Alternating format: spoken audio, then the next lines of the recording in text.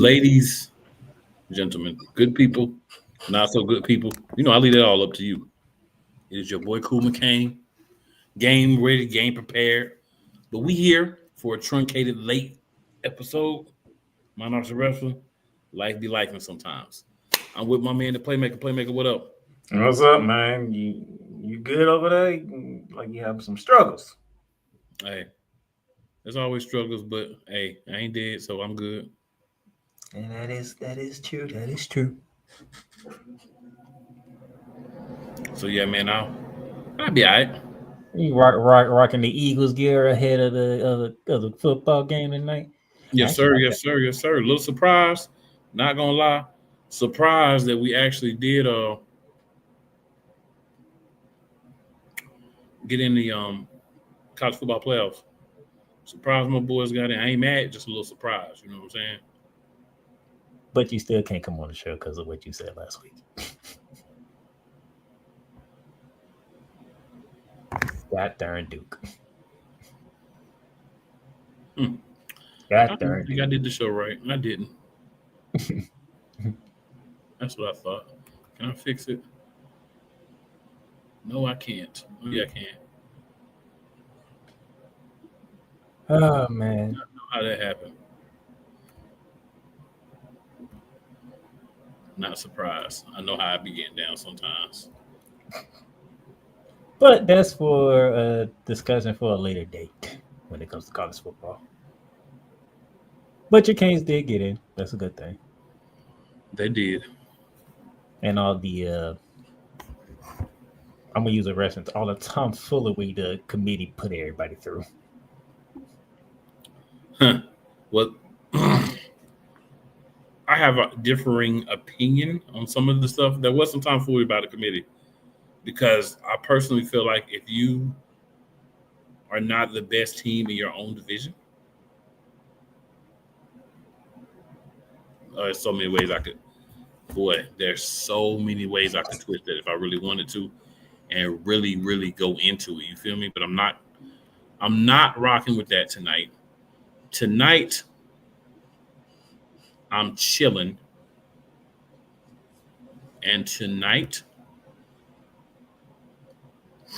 I am going to roll with it. Where do we begin on this expedition of a show today? So, man, the easiest thing I say to start off with, a little NXT TNA. There really wasn't a lot going on in the world of TNA today. So if you are a big TNA fan, forgive us. We'll give you a little bit more in-depth coverage this week. The main thing, of course, that happened with NXT and TNA is NXT try to burn up the TNA ring, and they're gonna have a match that is basically a rehashing of one of the matches from the event they had where everybody was focused on each other. I don't like what's happening because I feel like it's redoing the same things over and over, and I don't like repetition. Like, do something different, champion versus champion. You know what I'm saying? Some match with some implications or something like that, just not another multi-person match. But I ain't gonna spend too much time on that because I have some other things that I would definitely like to throw a few words out about later. All right, then. TNA, I'm getting your deal with AMC that starts next year. Oh, they actually got a TV station. Yeah, and you need to make the wrestlers happy now because the wrestlers talking about the storylines suck. So your wrestlers are telling you that you're not doing a good job, your talent. So do something about that. And that leads us to NXT Deadline. Mm-hmm. And right out the gate, we kicked it off with an NXT Championship match between Wiki Saints defending against who he defended that against. Who?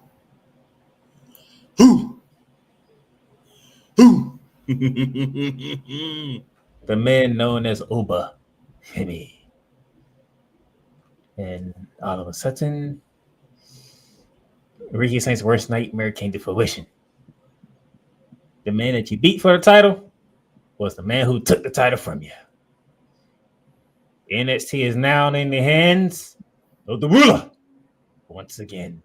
And it also means that the ruler will be the one facing Virgil Cody. No, I'm just kidding. Cody Raheem Rhodes at the Saturday night's main event. Then we went on to have a women's Iron Survivor match in which the WWE Involved Women's Champion, Kendra Gray, is the winner, which means she gets a shot at JC Jane in the NXT Women's Championship. Well, we know Now- Jason Jane is going to have her belt at least through one title defense. Man, if you want to go into the details, Gray pinned Jordan, then Jordan pinned Gray, Vice pinned Gray. It's a whole lot of, but in the end, Gray ended up with 3 counts, and everybody else had about at least 2 or 1.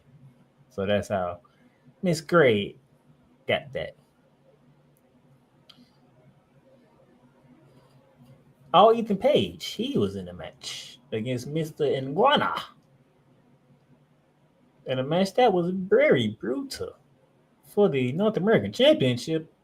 But Ethan Page survives the brutal match while his face covered in what they like to call the Crimson Mask.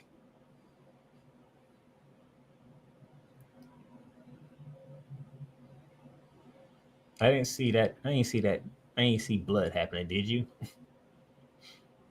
I always expect blood. I'm not surprised when it don't happen, but I always expect blood because they take it too far too fast. So I always expect blood. Easy Dame and Tatum Patchley, they got to duke it out in the ring. And it wasn't for Colleen getting involved, Tatum Patchley would have defeated Easy Dame, but that was not the case. Easy Dame gets the win.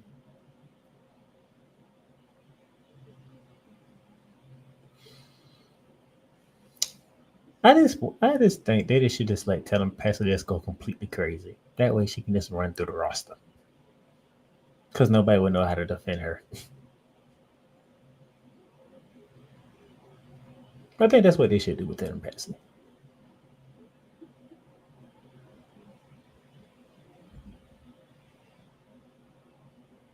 By the way, a question. How do you feel about Easy Day? I don't really feel anything about Easy Dane, to be honest with you. That's what I thought. Yeah. But you know what? That's what I feel about Easy Day. You know what? Sorry to tell you this, Shawn Michaels. I don't think there's a lot of people that care about Easy Day.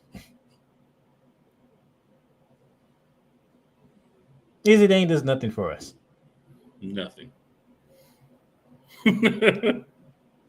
Just thought I'd throw that out there.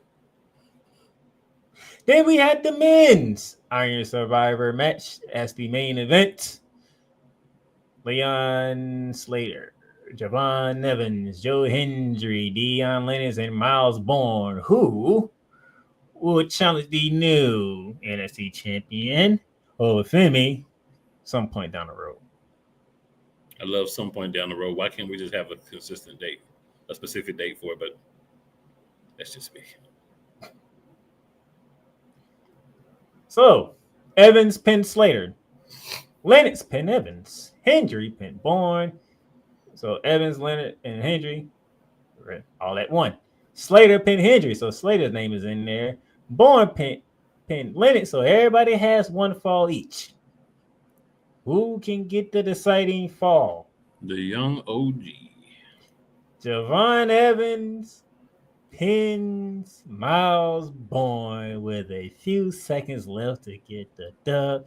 Javon Evans will be fighting over Femi for the NXT Championship. What a show. Finna go off the air and wait a minute, hold on. Wait, we're not done. We're not done yet. Why we have a video package of somebody walking down the street? What is going on? What is? Why did the lights go out? What is? Oh hell! Tony D'Angelo is back.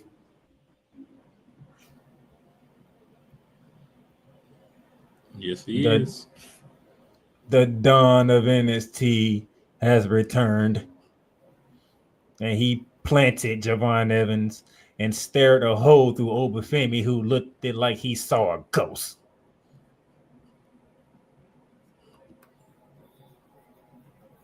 Any thoughts, sir? Because that's how NST deadline ended.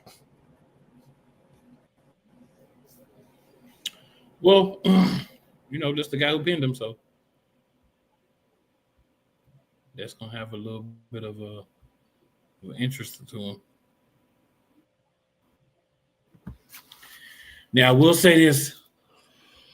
Actually, I'll let you finish with this. We do got something we got to go over TNA real quick. Go ahead. That's how NST ended. Okay, I don't know if you had anything else you wanted to say. So TNA Final Resolution did happen. Started with the countdown. In the countdown, Cedric Alexander fought Eric Young, and he beat Eric Young. I mean this with the most disrespect as possible. Nobody cares anymore because you've done nothing with Cedric Alexander since he's been there, and Eric Young's done nothing in months. So nobody really cares. But there you go. All right. Next, we have the System. Moose, Eddie Edwards, and Brian Myers with Alicia Edwards against C.W. Anderson, Brock Anderson, and Bear Bronson. Of course, the System won the match. Glad to see Brock there. Maybe he'll get a TNA contract. That's Arn Anderson's son, by the way, for those who don't know. C.W. Anderson is a storyline cousin, and then Bear Bronson is just a big man, a big, meaty man. So if one particular lady is watching, they got to had a big, meaty man on for you. All right, so that was the pre-show. So Final Resolution starts with Mike Santana starting his revenge tour with Charlie Dempsey. Of course, Mike Santana beat Charlie Dempsey. If you are surprised by that, just don't do it. Just pretend you're not. We're not going to do that. All right, we had a World Tag Team Champions match. The Inspiration, which is Cassie Lee and Jessica McKay, fought Victoria Crawford and Tessa Blanchard and beat them. Not surprised by that at all.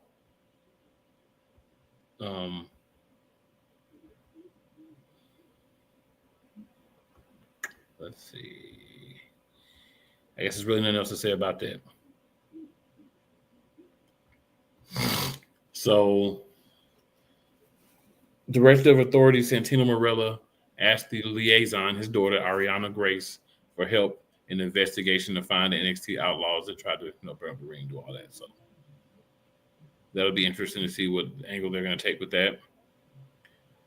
We then had a street fight between not Zack Ryder, but Matt Cardona and Mance Warner.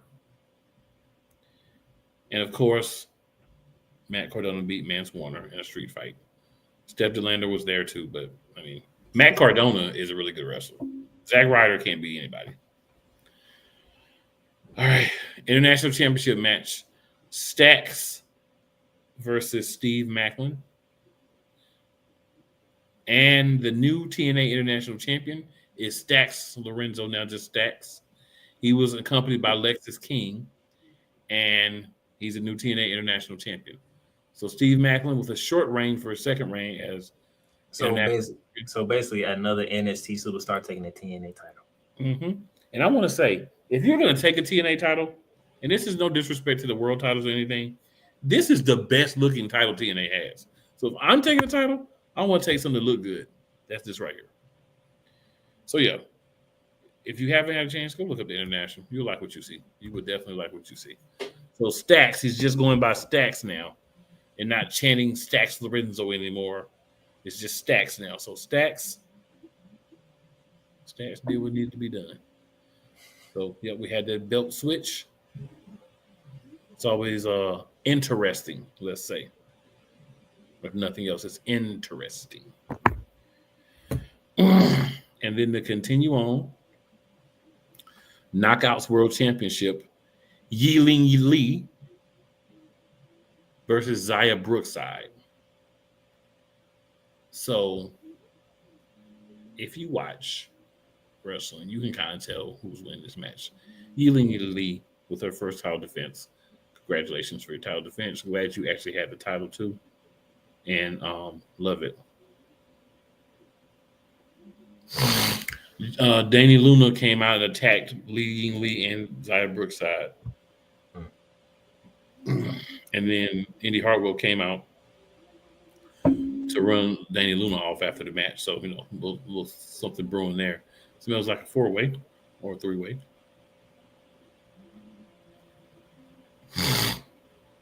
So Stack celebrates his title victory with the other Outlaws.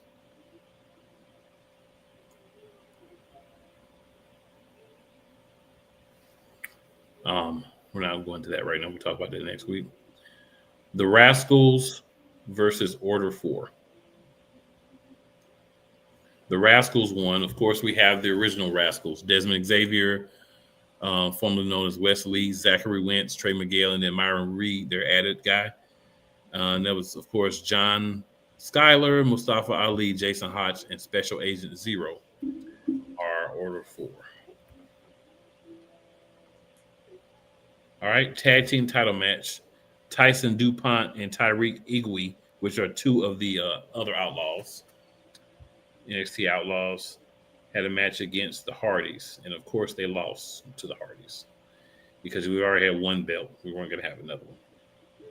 But, interesting enough, guess who decided to show up? The Righteous. If you know who the Righteous are, they were in AEW for a while and several other of the smaller promotions.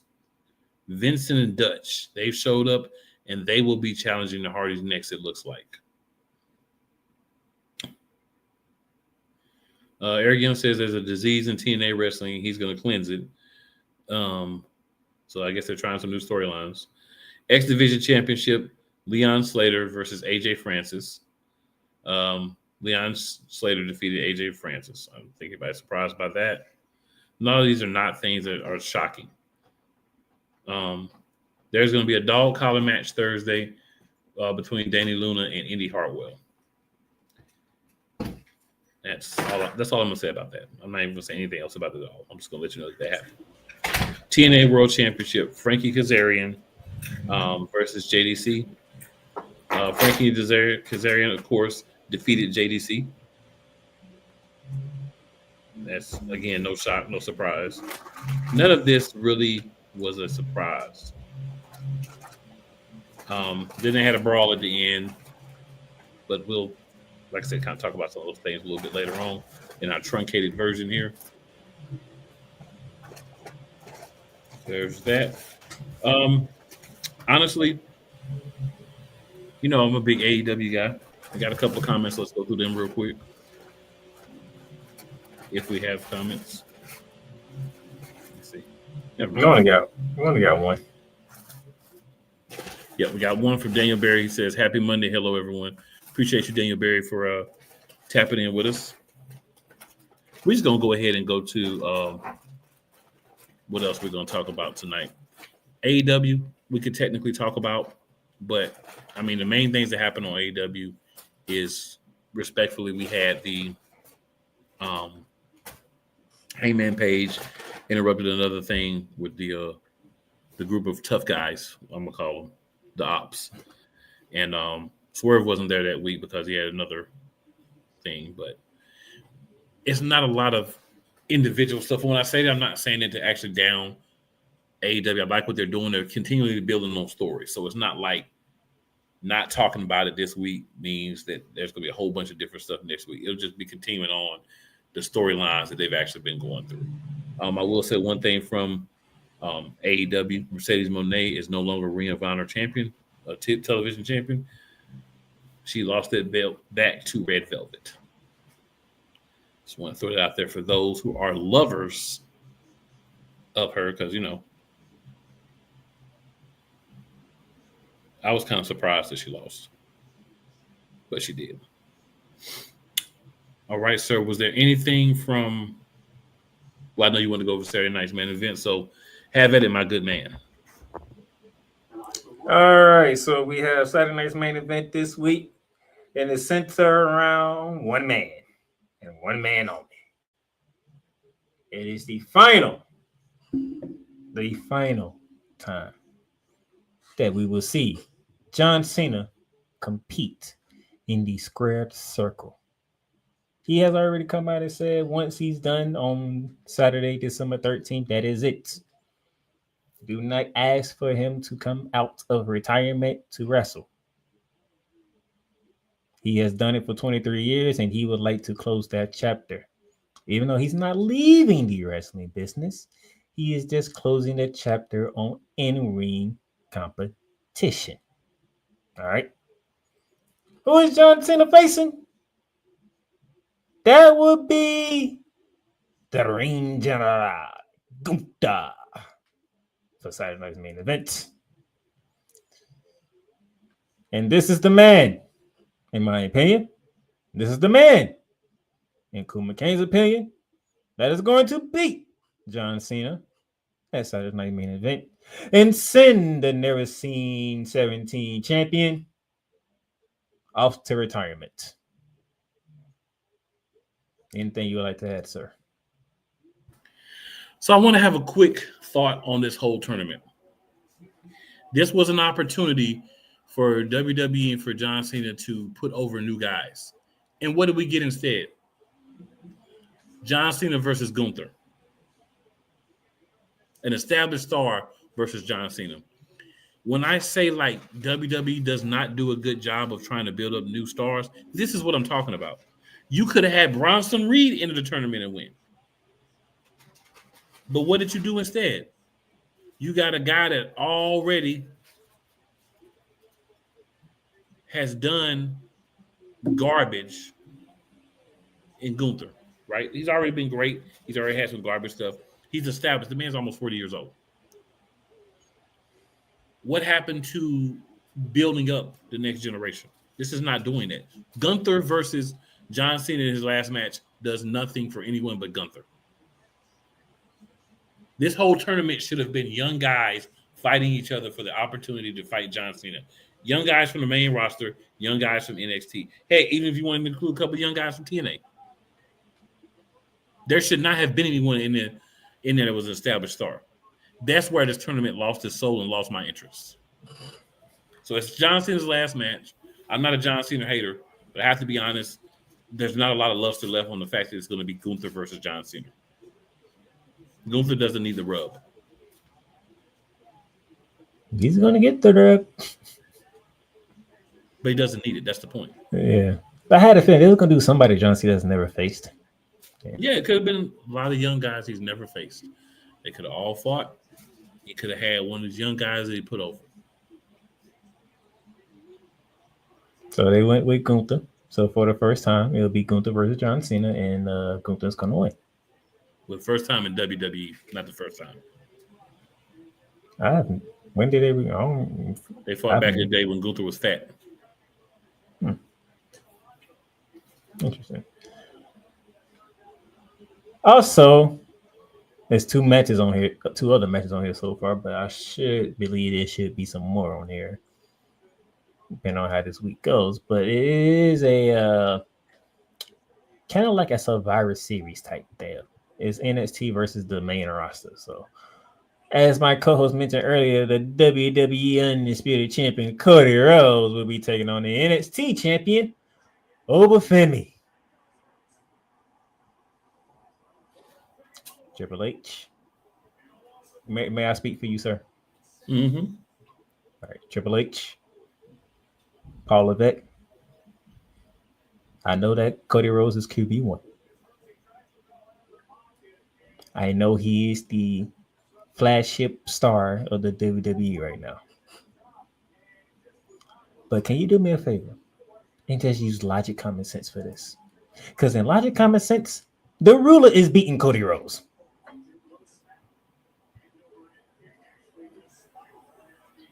Did I say anything wrong?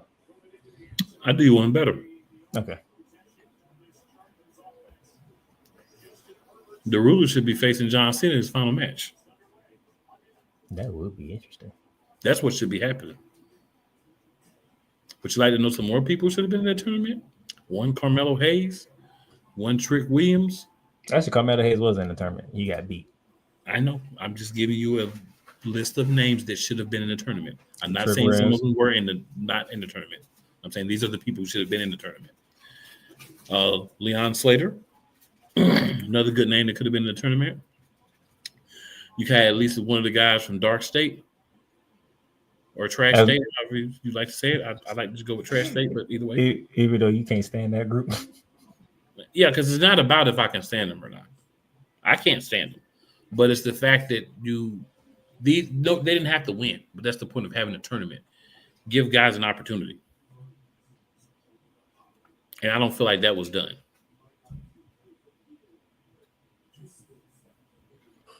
Another match that is on the card for Saturday's main event. And I don't even know how this match even come about, but I am intrigued about this one.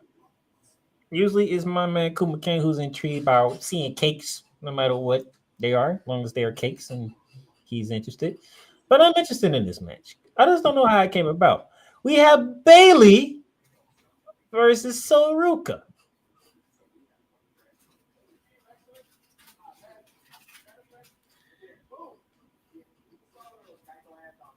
I'm going to enjoy the match. Don't get me wrong. But there's just no build-up as to why it's happening. But I'm not upset with it at all. I'm trying to figure out when did this match get official.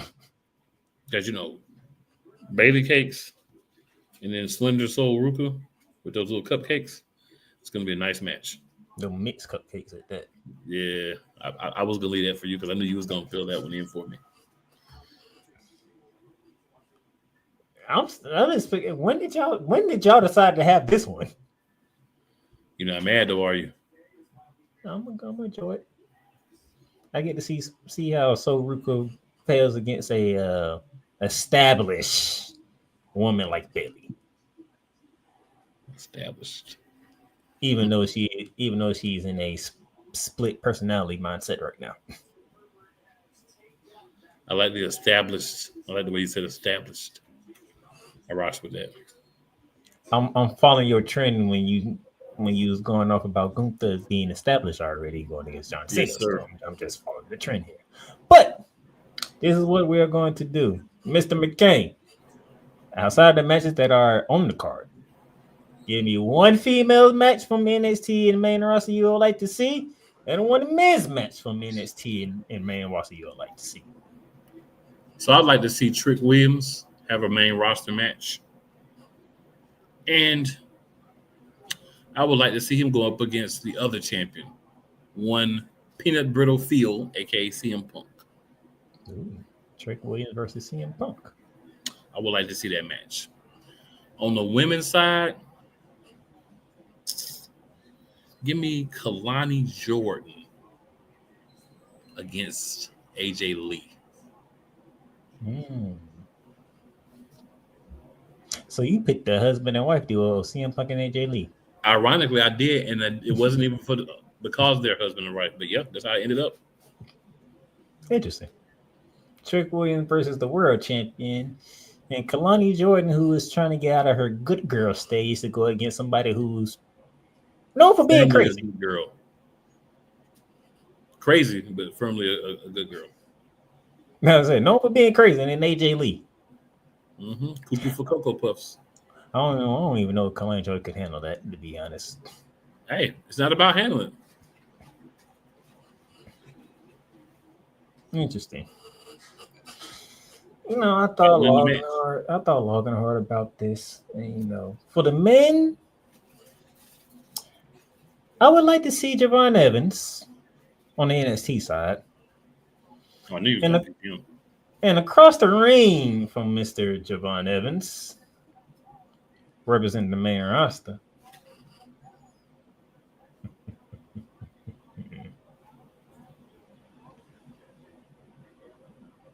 Solo Sikoa. You trying to get Javon Evans killed?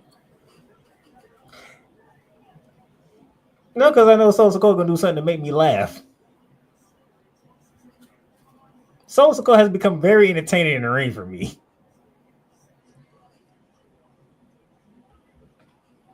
With the MFT or without the MFT. Yep. Solo has become entertaining in the ring. I mean, he has. I'm just saying, you're trying to get him killed, though. You're trying to laugh while you see your boy, the young OG, get murdered. Nah, Gunther didn't murder him, so he'll survive Solo Sikoa. Solo don't hit hard as Gunther. It's true. Because I thought Gunther was going to cave his chest in. Solo gonna hit him with one of them Samoan drops. That's gonna be it for him.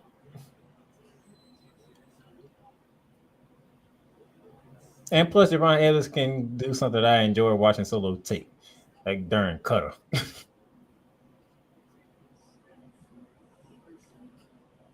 On the lady side, well, the lady side was more difficult for me. So I had to think about all the ladies in NXT and all the ladies on the main roster and who would I really enjoy watching if they was to put this on Saturday's main event. There's a lot of people I would enjoy watching, but I wanted to try to do a contrast of personality with somebody who could, I feel like, will work good together. And as crazy as it is, give me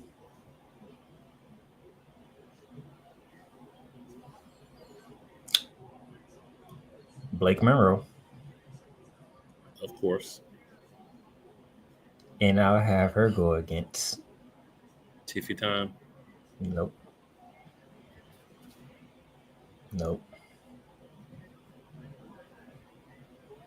I'll put Blake Monroe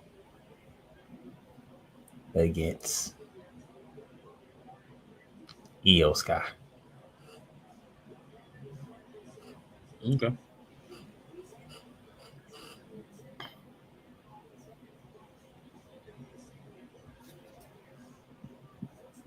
Because Blake Monroe has this gimmick going on where it's the dark side trying to influence the light side to say we need to work together to make everything we want happen.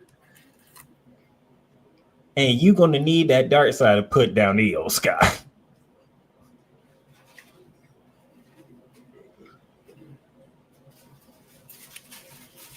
Okay. So I feel it. Let's just take a few minutes, right? We only had to take a long time. Let's just take a few minutes here. Topic was brought up last week. I want to get your thoughts on it, and I'll give my thoughts on it.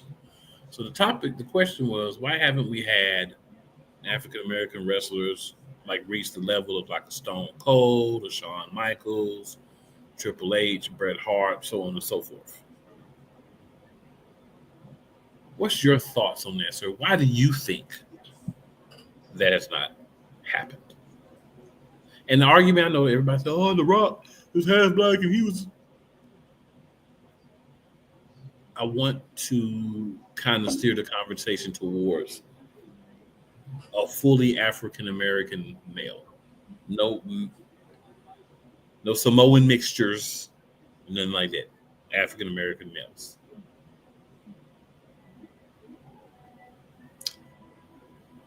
What's the term I'm looking for?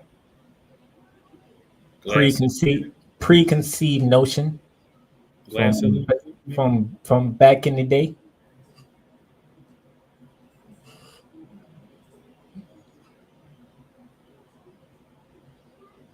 Maybe the idea of how blacks are portrayed in the world. That might turn people a certain way.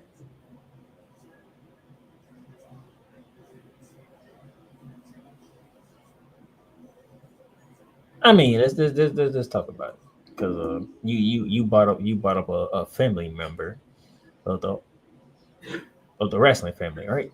In The Rock. Mm-hmm. But knowing you'll probably say, yeah, The Rock is actually half black, but you believe that Jey Uso is more black than The Rock, right? Nope. I don't believe that there's a no jokes aside. There's not a more black than one black person black because everybody's black is different. Jay Uso is more rowdy, but I'm gonna say this.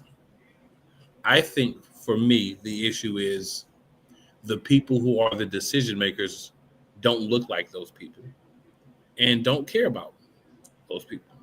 So they're not concerned with building them up and making them stars. I'll give you a perfect example of guys that could have been a star, right?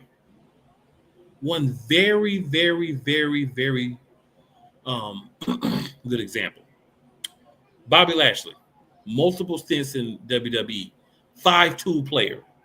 The worst part about Bobby Lashley is talking, and he almost always had MVP with him. So why wasn't he a star? Because he didn't get the same opportunities. He was there every week grinding. They started to do the thing with him and the Street Profits right before he left. You knew he was leaving. What was the point of even doing that? You know he wasn't signing a new contract. That's the type of thing. You give him his best angle right before he leaves. You know, we can go back in the day, think about guys like, Tony Atlas, Soul Man Rocky Johnson. Mr. T was wrestled for a bit, right? Like, there's so many guys you can bring up. Booker T. Even Booker T, he had some success, but can we honestly say that he wouldn't have had better success if people that look like you and me were able to have the same opportunities? I don't think the opportunities are the same. Meaning when you come in, I said the word glass ceiling. I think when you come in, there's always a ceiling to where you want it to be. So when there's a ceiling where you want it to be, you can't ascend past that ceiling 9 out of 10 times. Every once in a while, you have a guy maybe get past that ceiling a little bit. But I feel like it's mainly we want these people here. And a lot of those guys are people that look like us. So the thing about why I like the people that were brought up in the question, like Shawn Michaels, Stone Cold, these were people who were the top person on the card for an extended period. Are we saying that, you know, black people can't carry that load? Can't shoulder that load? Are we saying that black people don't have the intelligence to be the top guy, the wittiness, the likability? What is it that you have preconceived notions about that's stopping you and has stopped you in the past from pulling the trigger on guys that had the ability? You just didn't give them the opportunity. Why are the opportunities not there? That's the question.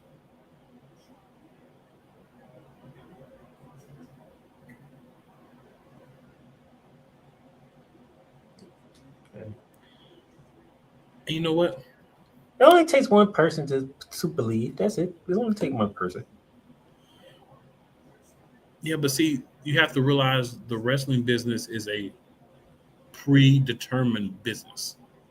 There's only so far that you can take yourself out and do yourself. It's still preconceived. So there's already, this is where I want this person at. This is their ceiling. Why aren't we allowing the talent? Why aren't we allowing the charisma and all those things that we're not worrying about this person or that person's race? Because it has to be either conscious or subconscious, because all the people getting those big pushes happen to not be black. Right now it's Samoan. Like the Samoan guys are really getting it. That's the thing right now for sure. But it's like they're trying to push the narrative that they're black enough for you guys with certain ones, like Jey Uso, you mentioned earlier. Another one, of course, Jacob Fatu, right? But they're still Samoan. I would like for us to have people approaching that level that are black. That's what I would like. And I think that would get people who may be casual fans to lock in a little bit. Because whenever you see somebody that looks like you have success, it becomes a little more interesting to you as a product. One of the things I like about AEW, who's one of the top guys in AEW, whether he has a championship or not? My guy Swerve. They have built him to be one of the top guys.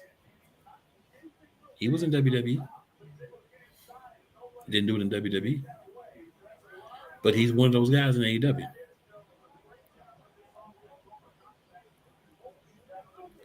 That's the interesting thing. So here's what we're going to do, good people. We're going to continue this conversation next week. We would love to hear your comments on this conversation as well, your thoughts. We're going to dig into this conversation, more on our next week's episode. Anything else you would like to throw out, Playmaker? I don't know. I have nothing. All right. Y'all know the time of year. Make sure you're checking on your people, whether you feel that everything's okay with them or not. Take the time, especially those who have, lost siblings, spouses, families, parents. It's a difficult time of year for those people. I am one of them, myself, so I understand. So make sure you check on your people. Just make sure everything's okay with them. And it's never where you start, good people. It's always where you finish. Short show tonight. Your boys will be back with a full episode and some more comments and commentary next week. But until then, make sure y'all ready. Make sure y'all tune in. We're going to catch y'all next week. And we out.